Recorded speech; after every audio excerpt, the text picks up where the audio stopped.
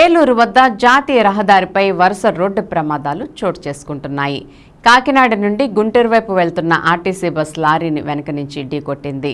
బస్సులో గాయాలైన 20 మంది ప్రయాణికులను హుటాహుటిన ఆసుపత్రికి తరలించారు.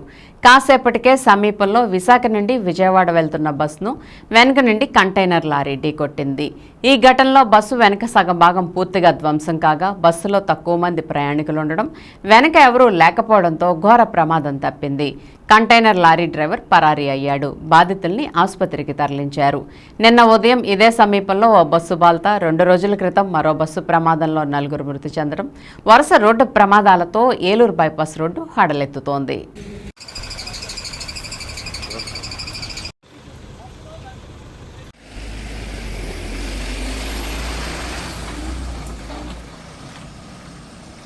చూసుకుంటూ వస్తున్నాం. ఆ పక్క తాళముళ్ళ టైర్ బ్యాచ్ పడింది సెంటర్లో.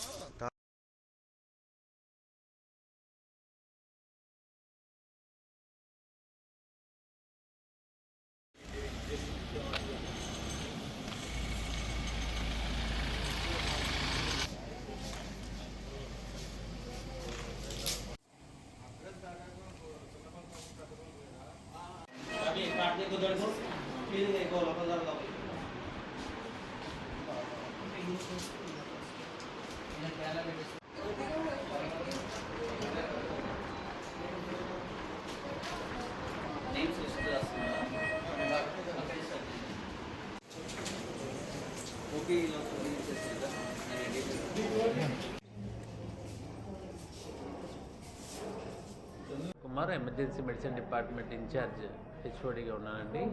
మార్నింగ్ మరి సుమారుగా ఒక ఆర్టీసీ బస్సు లారీ యాక్సిడెంట్ అవడం మూలంగా 12 మంది పేషెంట్స్ని మన దగ్గర తీసుకొచ్చారు. ఆ 12 మంది పేషెంట్స్లో కూడా ఒక ఇద్దరు పేషెంట్స్కి కొంచెం తల మీద లాసిరేటెడ్ ఇంజరీస్ ఉన్నాయి. వాళ్ళందరికీ కూడా కుట్లేయడం జరిగింది. ఒక 3 దాకా ENT dental nasal bone fractures ఉన్నాయి. ఇంకొక పేషెంట్స్కి మొత్తం లోపల డెంటల్ పరంగా కూడా అన్ని ఫ్రాక్చర్స్ ఉంటాయి. డెంటల్ మేడం గారు ఉషాకరణ్ గారు కూడా వచ్చి ప్రాథమిక వైద్యం అందించడం జరిగింది. ప్రస్తుతం 12 మంది కూడా స్టేబుల్ కండిషన్లో ఉన్నారు. ఎవరు కూడా ప్రమాదకరమైన పరిస్థితుల్లో లేరు.